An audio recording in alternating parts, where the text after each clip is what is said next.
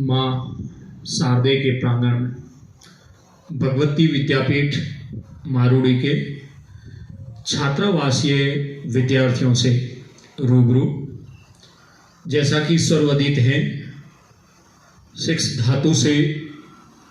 अक प्रत्यय के धन योग से शिक्षक बना। आज के समय शिक्षक और विद्यार्थी दोनों की परिभाषाएं और शब्द अर्थ यथार्थ से कोसों दूर चले गए हैं। लेकिन भारत की प्राचीन पद्धति, आश्रम पद्धति, गुरुकुल पद्धति, जिसका न केवल भारतवर्ष में बल्कि विश्व के अन्य राष्ट्रों में भी अनुकरण किया जाता, और उस समय के प्राचीन शिक्षा के केंद्र तक्षशिला, नालंदा और विक्रमशिला जैसे विश्वविद्यालय, जिसने विश्व को ज्ञान के साथ में आध्यात्मिक, दर्शन, विज्ञान, तर्क शक्ति, कला और यहाँ तक कि शास्त्र और शस्त्र की जो विद्या दी, इन सबके पीछे यदि किसी का हाथ है, यदि किसी को इसका श्रेय दिया जाता है, तो वो है शिक्षक।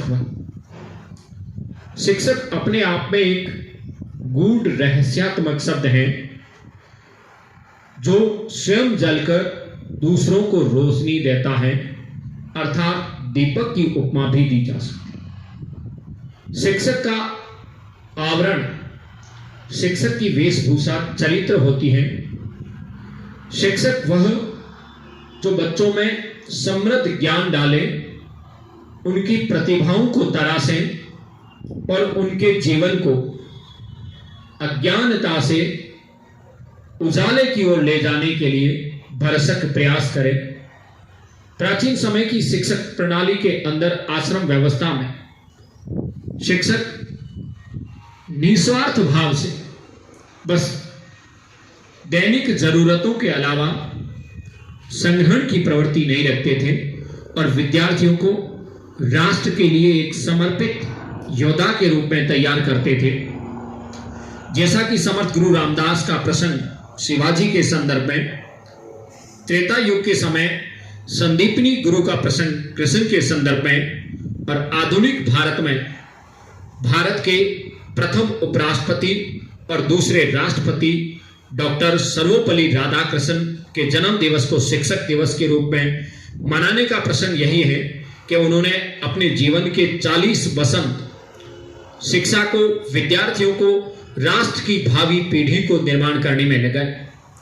और 21वीं सदी के भारत में शिक्षा के इस मजबूत ढांचे में, जहां तकनीकी और धरातलीय शिक्षा के साथ साथ आध्यात्मिक और नैतिक शिक्षा के जो प्रबल पुरोधा थे, डॉक्टर एपीजे अब्दुल कलाम, और जिनका विजन था इंडिया 2020, आज हमें इस दिन के प्रसंग से ये प्रेरणा लेनी है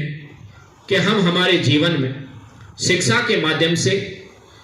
जो विकट समस्याएं हैं, उनको धैर्य,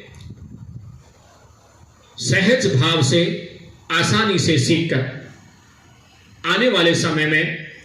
कल के भारत का भविष्य बनेंगे। राष्ट्र के उद्धार में, राष्ट्र के उत्थान में, और अपने जीवन में जितना हो सका राष्ट्र के प्रति समर्पित भाव से कार्य करें। आज के शिक्षकों को भी चाहिए कि विद्यार्थियों के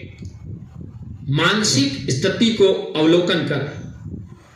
उसे जांच परख के उस आधार पर विद्यार्थी को शिक्षा का वो संदर्भ ज्ञान, वो मार्गदर्शन दे, ताकि आने वाले समय में वो अपने जीवन को असीम आनंद के साथ साथ राष्ट्र निर्माण में खपा सके। शिक्षक वो नहीं है जो बच्चों में जबरदस्ती ज्ञान ठूसता है। शिक्षक वो है जो बच्चों की मनोभावनाएं, उनकी मन स्थिति, उनकी धरातल की स्थिति और ज्ञान की स्थिति के आधार पर उन्हें अलग अलग आयामों में, अलग अलग क्षेत्रों में ज्ञान देकर एक राष्ट्र का सशक्त नागरिक बनाए। और ये निश्चित ही सच है,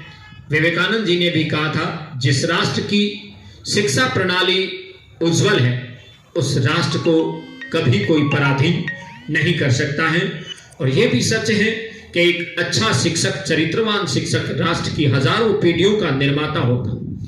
शिक्षक कोई साधारण पुरुष नहीं। शिक्षक की गोद में प्रणय, और निर्माण दोनों की प्रकृति रहती है। और चाणक्य ने कहा है, अगर शिक्षक चाहे तो राष्ट्र का विश्व के अंदर सिरमौर बना सकता है, और अगर शिक्षक की वृत्ति ठीक न हो तो वो राष्ट्र गर्त में भी जा सकता। नेल्सन मंडेला ने भी इस संदर्भ में कहा है, अगर किसी देश की शिक्षा प्रणाली कमजोर है वो देश ज्यादा समय तक नहीं टिकेगा, और जिस देश की शिक्षा प्रणाली शैक्षणिक ढांचा मजबूत है वो राष्ट्र, वो देश विश्व के अंदर राज करेगा। और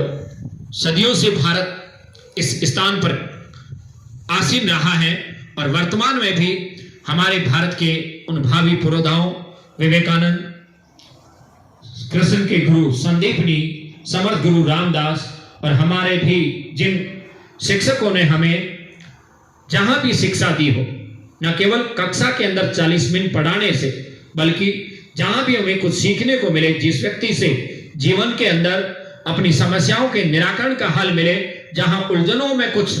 असीम आनंद, शांति और सांत्वना की टेहें मिले, वो सभी शिक्षक हैं। और आज इस शिक्षक दिवस के पावन प्रसंग पे मैं उन सभी शिक्षाविदों, शिक्षकों और गुरुजनों को सादर वंदन नमन करता हूं, और ये कामना करता हूं कि हम हमारे जीवन में उनके गुणों, उनके आदर्शों को आत्मसात करके भारत को पुनः विश्व गुरु के रूप में सिरमौर पर स्थापित करेंगे। जय हिंद, वंदे मातरम।